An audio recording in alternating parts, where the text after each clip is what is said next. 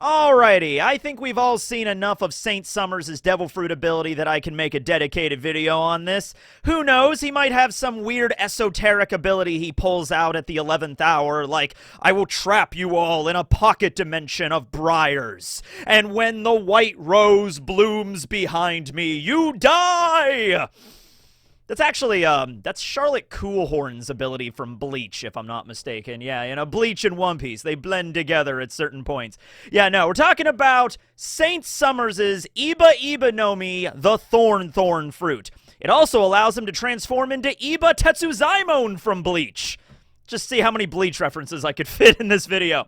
All right, so it is a paramecia. We do not know that 100%, but given the fact of all the stuff we've seen so far, I'm going to say it's a paramecia. Kind of in the same vein as Robin's Hana Hana no Mi, right? Like, on the surface, just by hearing the name flower fruit, you would assume, oh, Robin can transform into flowers. And, like, she sort of can. She makes clones, and those clones can disappear into flower petals and things every time she uses her abilities. Flowers show up, but she herself cannot turn intangible or turn into flowers and control and manipulate plant life or nature. That's not really her deal. Kind of something similar with the Iba Iba no Mi. It's more about the symbolism of the thorns. And also summoning actual thorns, what with to stab you in the arms and stuff. You know, this is, once again, a Devil Fruit ability that I gotta bring this up on the way that the user is perceiving the power, okay?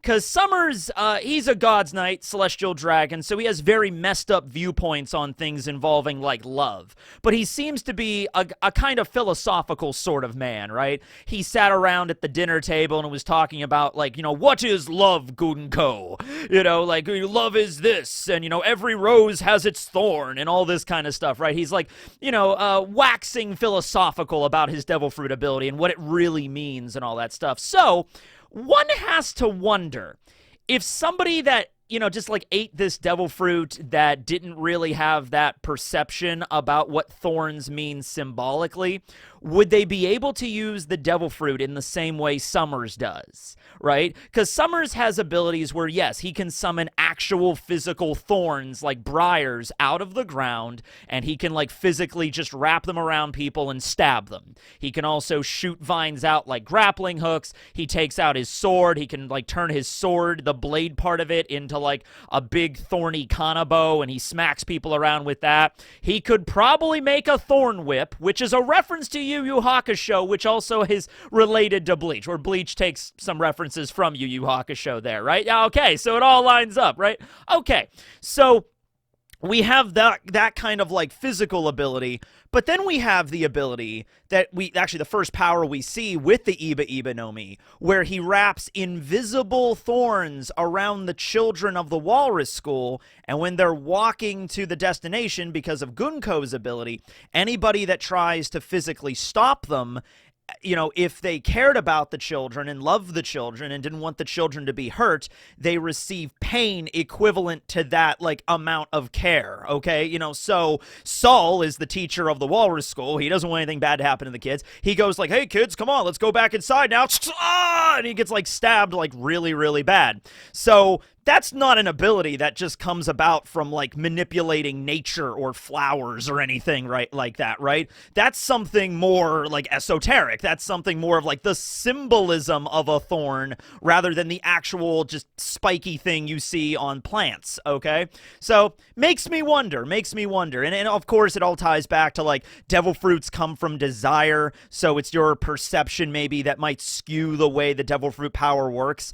It still has to work in a way of that devil fruit's purview. I'm not saying that, like for example, fire can have so many different, you know, interpretations of symbolism in the world, right? Fire can represent, like, eternal life and things like that, depending on which culture, religion, all that stuff you're looking at. That doesn't mean that Ace has the ability to just not die because he controls fire. Like, I perceive fire as being invincible, you know, and wow, that's what the devil fruit ability becomes. But, you know, it's like sometimes, you know, you can kind of sway it one way or the other. It might also come down to the original person that thought up the devil fruit ability, because the idea is if, you know, desire creates devil fruits, we don't know exactly the mechanism of that. If you just desire a power and a devil fruit appears somewhere in the world, but if the first person that thought up that devil fruit had a particular perception of it, like, so for example, if Sommers is not the first person to have the Thorn-Thorn fruit, if it was thought up by somebody else, that person might have perceived it like, ah yes, the power of thorns, not just to stab others, but also the idea that the lovely rose, which is symbolic of romantic love, is lined with thorns, indicating the duality of love and hate and all that kind of stuff. And then that person desired that power, and then it popped into existence. And then since Sommers has a similar viewpoint of the way that that power should work, it lines up correctly, and he's able to use it to its fullest extent.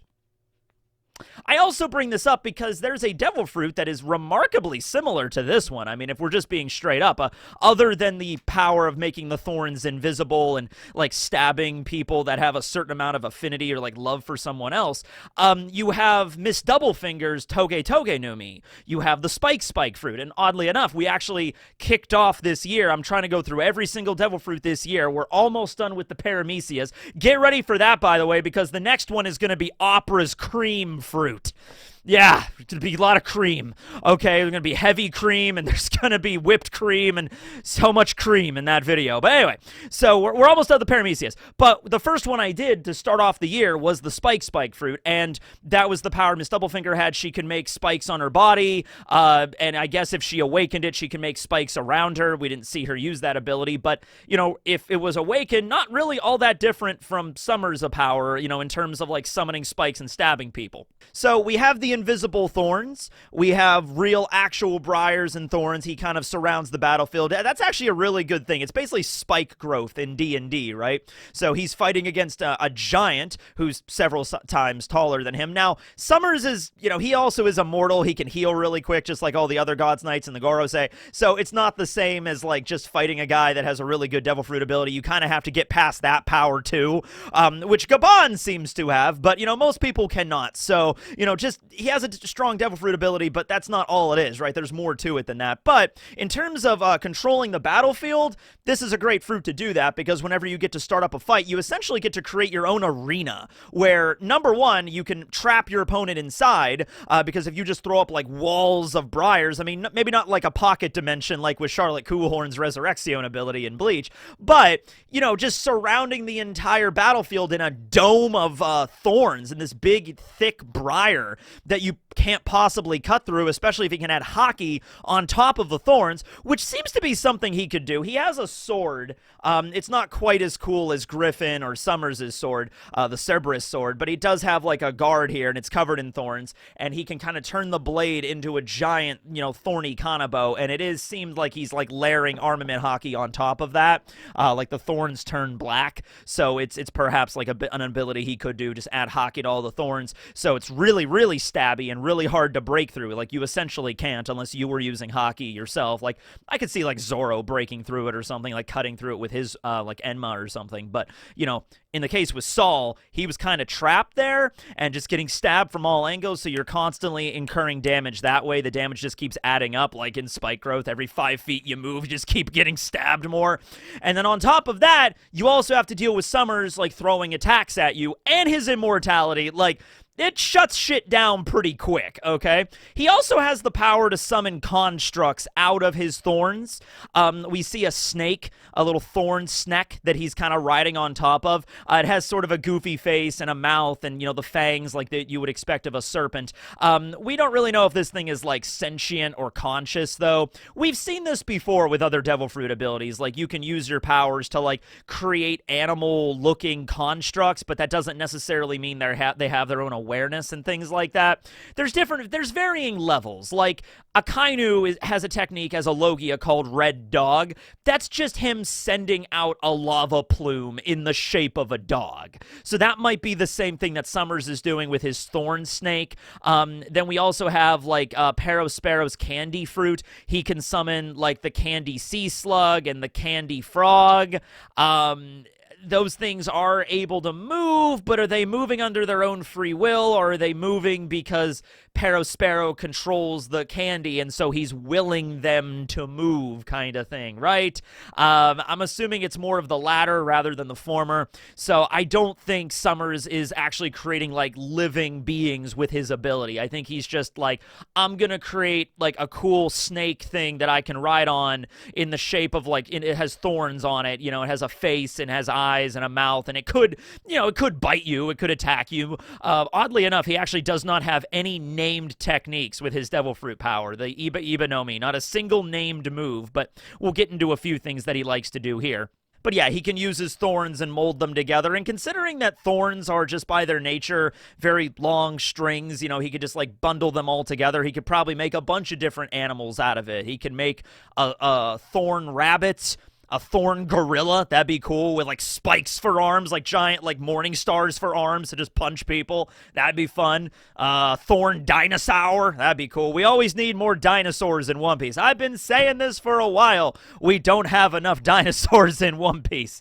But yeah, so he does have another power on top of summoning the briars around him and wrapping the thorns around other people, and they stab you, making them invisible and turning his sword into thorns. He can also eject thorns just out of his body, too, which is also something that you would expect a Logia to do, so, like, but nah, he's not a Logia. So, when Robin was fighting him, and Robin made her clone to be like, okay, Saul told me this guy's immortal, but I still need to fight him because I'm pissed off right now, so let's see what we can do. So she makes a clone, and the best idea she actually had in order to get his power negated, not necessarily killing him or knocking him out, because that might be impossible for her, but grab a hold of Sommers and just jump off the side of the branch and then fall all the way down to the primordial realm.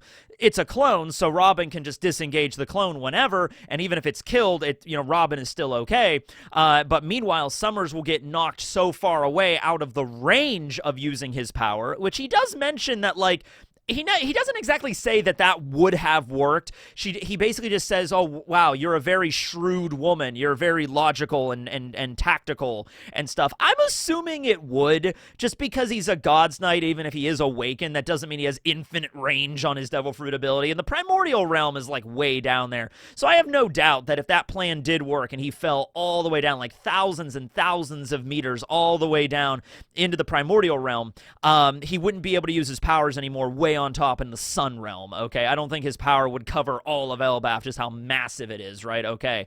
So Robin jumps on him, grabs him, and just, like, tosses him over the side, but he utilizes two abilities here to eject thorns out of his physical body, okay? So the first is he just summons spikes out of his body, just and then that stabs the clone, which deactivates Robin's clone. It takes enough damage that it poofs into flower petals, and then he activates another ability where he fires a thorn out of his stomach, or possibly his dick, depending on... We didn't really see the angle. Could have been his Johnson. Who knows? He's like, Sommers... I don't put it past Sommers to do something like that. Sommers is falling down. It's like, time to activate my special grappling thorn ability. He fires it out, hits onto the bottom of the branch of Yggdrasil, and basically like a bungee cord, and that stops him in midair. And he's able to, like, retract it, and, he climb back up it, and he's able to get to the top of the, the branch, okay? So that's actually a really cool power. I also mentioned during the review if he has the ability of the Rokushiki, right? Like, because, like, oh, knocking him off the side of the branch, that sounds like a good idea, but the Rokushiki techniques that, like, the Marines and the Cypher Pool are able to use, that seems like a really easy thing to learn, especially for a God's Knight. Maybe he knows it, maybe he doesn't know it, because that's more of like a Marine thing, and maybe he didn't bother learning it. But then again, I imagine, like, the God's Knights should be, like, experts in a lot of different types of, like, combat. However, at the same time, they are still celestial dragons, and they might just be like, nah, I don't care about that. I'm not learning that stupid shit. I'm gonna do my own thing over here, because they are, they can be kind of self-important sometimes. That's kind of the whole idea with them, right? But anyway, yeah, so he's able to just actually summon the spikes from the thorny branches and briars just out of himself wherever around him. So he probably could, like, turn his fist into, like, a morning star just covered in spikes.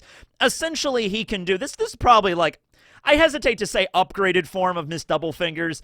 It is in the way that it can create spikes, but there's a lot of other aspects of this. Then again, I mean, we've seen upgraded forms that can do a lot of things. Like, I would have not have originally said the upgraded form of the Supa Supa Nomi, Mr. 1 Daz Bones' Devil Fruit, was the Buki Buki Nomi, because not only are you able to turn into knives and stabbing weapons, but, you know, Baby 5 could also summon, like, turn into a cannon and, like, a flamethrower and shit. But no, Oda did come out and say, no, that is the upgraded, downgraded version. So you could say that. You could say this is the upgraded version of the Spike fruit that Miss Doublefinger has, and on top of summoning physical spikes, it's thorns that you can, like, expand through the whole battlefield and summon constructs and do all these, like, weird abilities that revolve around the symbolism of the thorn rather than the actual thorn.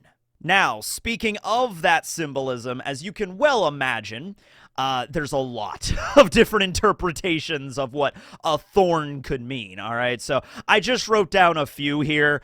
It's one of those things that since thorns in nature have existed for a long time, a lot of different interpretations depending on the culture, the time period, the religion, and all that stuff. We are going to get to some religious references here in a moment. But essentially, I wrote down some things here. Thorns could reference obstacles.